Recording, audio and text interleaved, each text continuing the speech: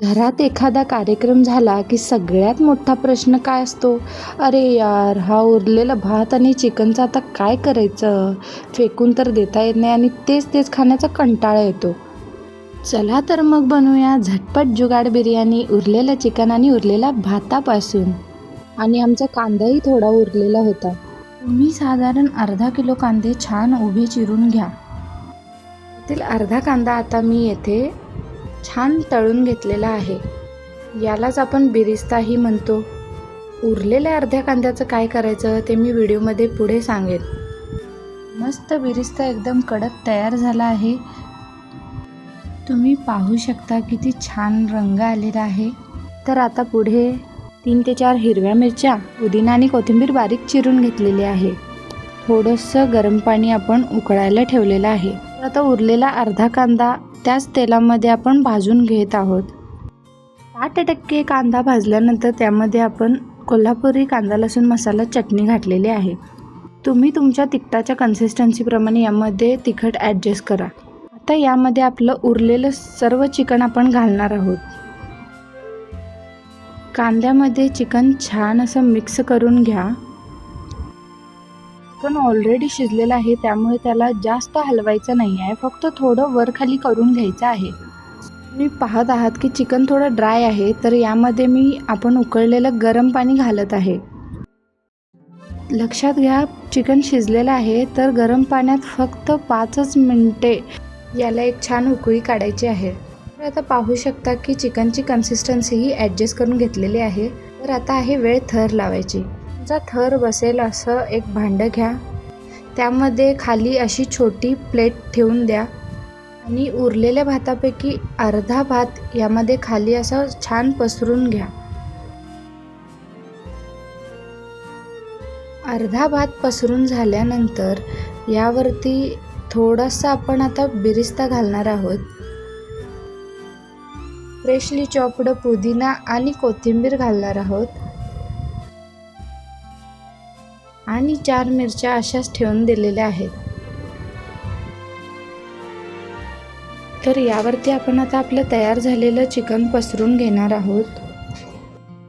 हे चिकन आपण भांड्याच्या संपूर्ण कोपऱ्या आणि कोपऱ्यामध्ये सर्व ठिकाणाहून एक समान पसरून घेणार आहोत. मी थोड्या मोठ्या भांड्याचा वापर केलेला आहे, त्यामुळे मी येथे थरासाठी एकच थर बनवत आहे.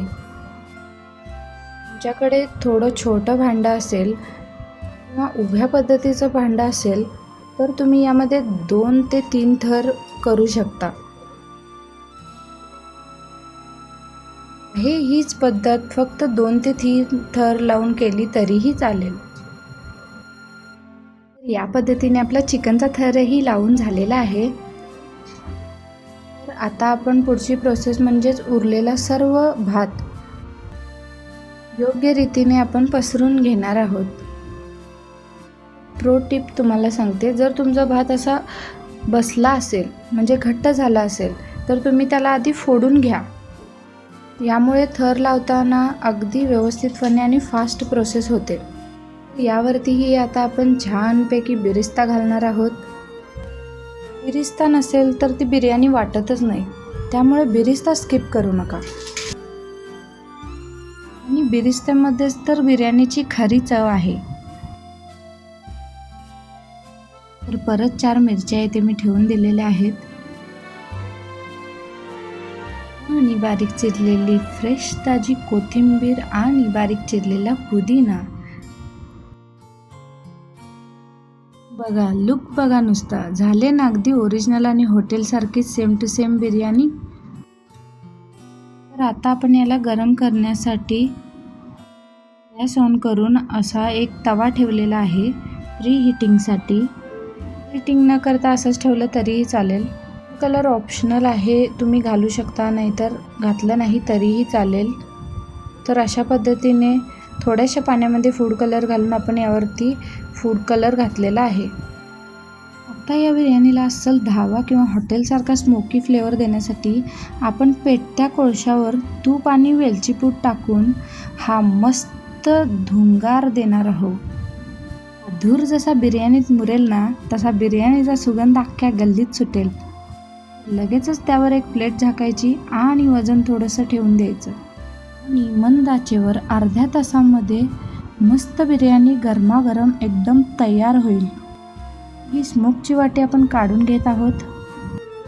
चला तर मग गरमागरम आणि सुवासिक जुगाड बिर्याणी प्लेटमध्ये सर्व करूया. उरलेल्या अन्नाचा असा शाही कायापालट तुम्हाला आवडला असेल तर व्हिडिओला राईट नाऊ लाईक करा आणि हो, तुमच्या त्या मित्राला नक्की शेअर करा ज्याच्या घरी नेहमी जेवण उरतं.